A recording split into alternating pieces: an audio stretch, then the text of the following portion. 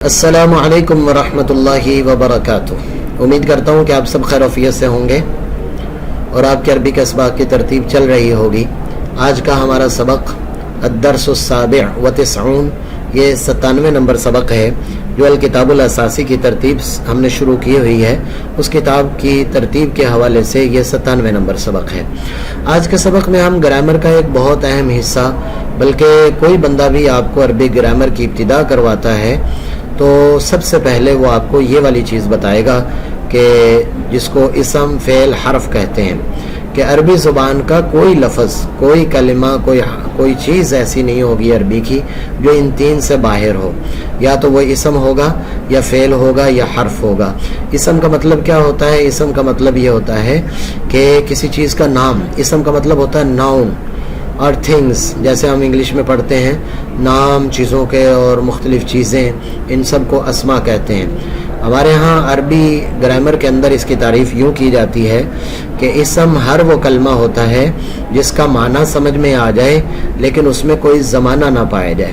آپ کے علم میں ہے کہ زمانے کل 3 ہوتے ہیں: ماضی، حال، مستقبل۔ ماضی اس زمانے کو کہتے ہیں جو پیچھے گزرا ہوا ہے، اور حال اس زمانے کو کہتے ہیں جس میں ہم ابھی جی رہے ہیں، اور مستقبل جو ہے وہ آنے والے زمانے کو، جس کو انگلش میں آپ پاسٹ، پریزنٹ اور فیوچر کہتے ہیں۔ تو آج کے اس سبق کے اندر ہمیں ان چیزوں کے بارے میں ذکر کرنا ہے کہ اسم فعل حرف کیا ہوتا ہے، اس کی آگے مشق ذکر کرنی ہے، اور مختلف افعال آئیں گے، وہاں سے آپ نے جانچنا ہوگا کہ کیا یہ اسم ہے یا فعل ہے یا حرف ہے، اور گویا ساتھ ہی تدریب اس کی ہو جائے گی۔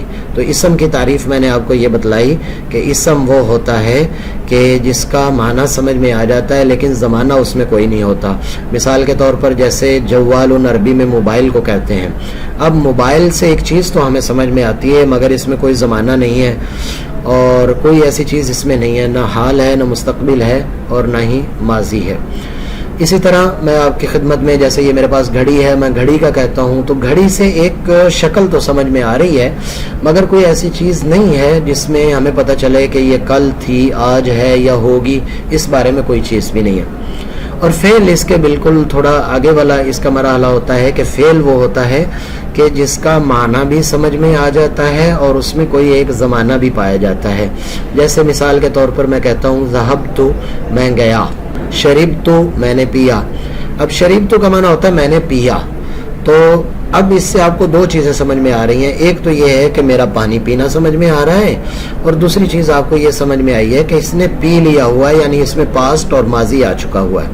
یا میں کہتا ہوں اشربو، میں پیتا ہوں، تو تب بھی آپ کو 2 چیزیں سمجھ میں آ جائیں گی۔ ایک معنی سمجھ میں آ جائے گا پینے کا، اور دوسرا اس میں زمانہ بھی ایک پایا جاتا ہے، تو اس کو فعل کہا جاتا ہے۔ اس کے بعد اگلا تیسرے نمبر پر ہے حرف۔ حرف وہ ہوتا ہے کہ اس کا معنی ہی کچھ سمجھ نہیں آتا، پلے ہی نہیں پڑتا۔ جیسے من کا معنی ہوتا ہے سے، من سے۔ اب آپ پورے دن بیٹھے بیٹھے من من من من سے کرتے رہیں گے تو کچھ بھی پتہ نہیں چلے گا۔ اور اسی طرح علا کا مطلب ہوتا ہے پر۔ اتنا تو سمجھ آ گیا پر، لیکن کوئی چیز سمجھ نہیں آئی، کیا چیز کس پر، کوئی سمجھ نہیں آیا۔ اور اسی طرح سے آپ دیکھ لیجئے کہ فی کا معنی ہوتا ہے میں۔ اسی طرح الا کا معنی ہوتا ہے طرف۔ طرف طرف طرف آپ بولتے رہیں تو کیا سمجھ میں آئے گا؟ کچھ معنی بھی سمجھ نہیں۔ تو اگر کسی کا معنی سمجھ میں نہ آئے اس کو حرف کہتے ہیں، کسی کا معنی سمجھ میں آ جائے تو پھر دیکھتے ہیں کہ اس میں زمانہ ہے کہ نہیں ہے۔ اگر اس میں زمانہ ہے تو وہ فعل ہے، اگر اس میں زمانہ نہیں ہے تو وہ ماضی ہے۔ ذرا آج کے سبق کی طرف آئیے۔ دیکھیں اسم، اقرأ الاسم والفعل والحرف فيما يلي، ان آنے والوں میں اسم، فعل اور حرف کو پڑھیں۔ اسم کا مطلب اسم، فعل کا مطلب فعل، حرف کا مطلب حرف ہوگا۔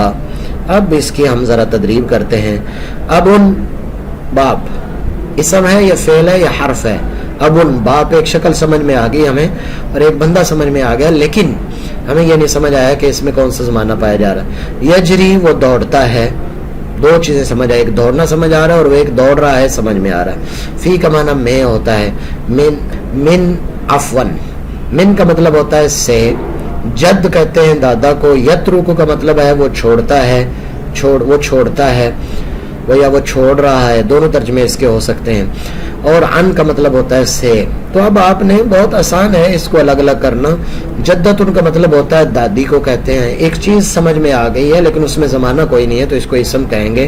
اطال یطیل کا معنی ہوا وہ لمبا کیا اس نے، لمبا کیا اس نے، تو اس نے لمبا کیا. ایک لمبا کرنا سمجھ میں آ رہا ہے اور دوسرا زمانہ ماضی سمجھ میں آ رہا ہے. علا کا معنی ہوتا ہے پر. اب پر کرتے رہیں گے کچھ بھی نہیں ہوگا. قلب کا مطلب ہوتا ہے دل سے ایک چیز سمجھ میں آ رہی ہے. سمیع کا مطلب ہے اس نے سنا. اب سننا بھی سمجھ آ رہا ہے اور اس نے زمانہ ماضی میں سنا وہ بھی سمجھ میں آ رہا ہے. الہ کا معنی ہوتا ہے طرف. اس کے بعد آپ دیکھیے خود آپ کریں. بیتن کا معنی ہوتا ہے گھر. اشرب کا مطلب ہے آپ پیئیں. لی کا مطلب کے لیے کرتے رہیں گے تو کچھ بھی سمجھ میں نہیں آئے گا. سیارات کا مطلب ہوتا ہے گاڑیاں. اغسل کا مطلب ہے دھوئیں. با کا معنی ہوتا ہے ساتھ. اب اسم فعل حرف آپ نے سب اس میں سے الگ الگ کرنے ہیں. التدریب السادس عشر کہتا ہے این الاسم والفعل والحرف فیما یلی. کہتا ہے کہ آنے والوں میں اسم اور فعل اور حرف کا بتائیں کہ وہ کہاں کہاں ہے. تو دیکھیے مسجد، جی آپ کوشش کریں گے کہ مسجد کس کو کہتے ہیں. میرے ساتھ نا، میرے بولنے سے پہلے آپ بولیں گے تو سمجھ آ جائیں کہ آپ کو. مسجد کا مطلب ہوتا ہے مسجد. فعل ہے یا اسم ہے؟ اسم ہے. تخیط وہ سیتی ہے یا وہ سی رہی ہے. تجتمع تو اکٹھا ہو رہا ہے یا وہ ایک عورت اکٹھی ہو رہی ہے. الہ کا معنی ہوتا ہے طرف. اغسل کا مطلب ہے دھوئیں.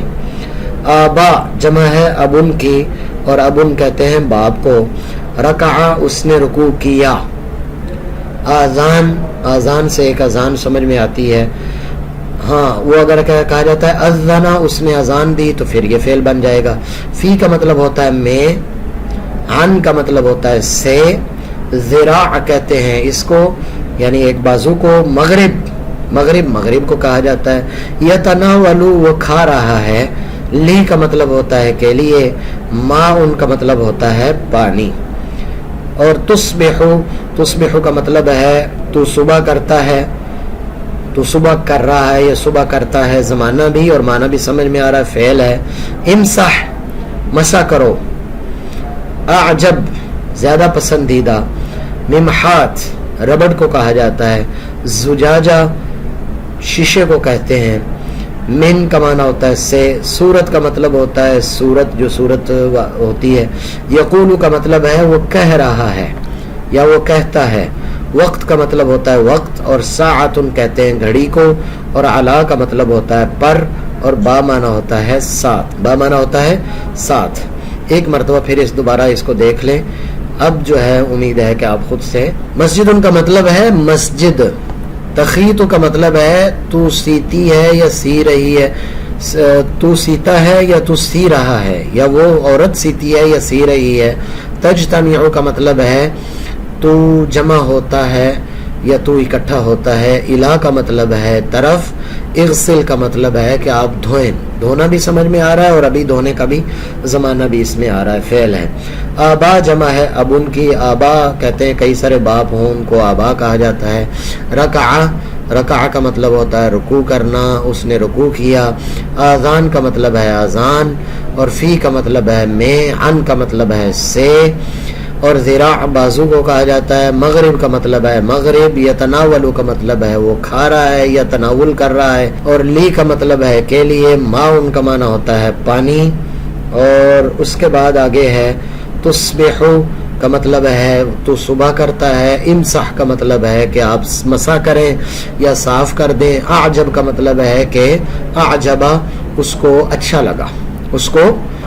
لگا. ممحات کا مطلب ہے ربڑ کو کہا جاتا ہے ممحات. قرآن میں بھی ہے یمحو اللہ ما یشاء مٹانا، چونکہ اس کو مٹانے کو کہا جاتا ہے، مٹانے کا آلہ کہا جاتا ہے. زجاجتن شیشے کو کہا جاتا ہے. من کا مطلب ہوتا ہے سے. صورت کا مطلب ہوتا ہے صورت. یقول کا مطلب ہوتا ہے وہ کہہ رہا ہے. وقت کا مطلب ہوتا ہے ٹائم. ساعہ معنی گھڑی اور وقت. علا کا معنی ہوتا ہے پر. بی کا مطلب ہوتا ہے ساتھ. اب اگر یہ سارے آپ ان کی تعریفیں اچھی طرح دیکھنے کے بعد آپ کے سامنے کوئی عربی زبان کا لفظ آتا ہے تو اگر آپ کو اس کا معنی آتا ہے تو کم از کم آپ کو تب اس کا سمجھ میں آ جانا چاہیے. اور نہیں تو کم از کم 2 سے 3 مرتبہ اس والی مشق کو میرے بولنے سے پہلے اگر آپ دہرا لیتے ہیں کہ یہ اسم ہے، یہ فعل ہے، یہ حرف ہے، تو تب بھی بہت اچھا ہو جائے گا. اس کے بعد الکتاب الاساسی کا الوحدۃ الخامسہ ہے. الوحدۃ الخامسہ مطلب انہوں نے وحدت کے اندر اس کو تقسیم کیا ہوا ہے، اور وحدۃ الخامسہ کے اندر یہ ذکر کرے گا. اب تھوڑا اور اگلا جس کو ہم سٹیپ ایڈوانس عربی کہتے ہیں وہ والا سلسلہ اس کا شروع ہو جائے گا. دیکھیے میں اس کو ذرا چھوٹا کر کے آپ کو دکھا دیتا ہوں کہ یہ کیا کہنا چاہتا ہے یہاں پر. العربیۃ لغۃ القرآن، عربی جو ہے وہ قرآن کی زبان ہے. یہاں سے اگلا سٹیپ شروع کر رہا ہے جس کو ہم عام پڑھانے کی زبان میں حوارات کہتے ہیں، اور آپ حضرات اس کو مکالمہ کہتے ہیں کہ دو بندوں کا آپس میں مکالمہ یا بات چیت، اس ٹائپ کی چیزیں اور اس طرح کی چیزیں اب یہ شروع کر رہا ہے. انشاءاللہ تعالی اس کو اگلے سبق سے شروع کریں گے. تب تک کے لیے اجازت دیجیے. اللہ حافظ. السلام علیکم ورحمۃ اللہ وبرکاتہ.